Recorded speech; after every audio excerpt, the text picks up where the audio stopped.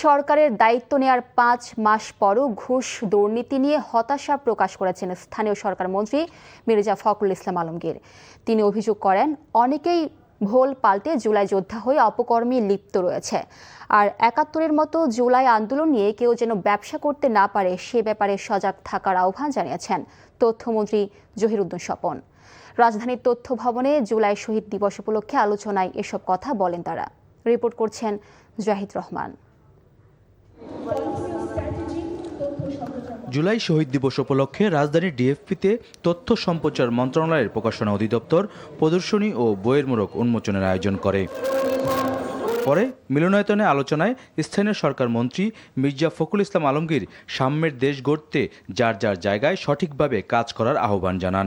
আমরা যদি এই মূল্য দেওয়াটাকে ধারণ করতে না পারি, সেটাকে সামনে রেখে যদি আমরা আপনার পরিবর্তনের চেষ্টা না করতে পারি, তাহলে তো আপনার এই মায়ের এই অশ্রুধারা, বীরের এই রক্তস্রোত এমনি এমনি হারিয়ে যাবে। আর তথ্যমন্ত্রী বলেন, আগামী দিনের রাজনীতিতে জুলাই অত্যন্ত গুরুত্বপূর্ণ অধ্যায়।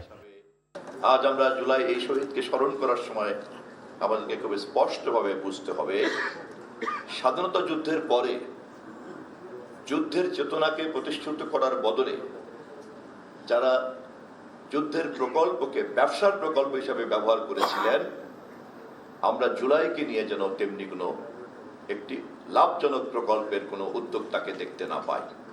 বৈষম্যহীন শোষণমুক্ত দেশ গড়তে জুলাই গণঅভ্যুত্থানে শহীদ ও আহতদের শ্রদ্ধাভরে স্মরণ করা হয় আলোচনা সভায়।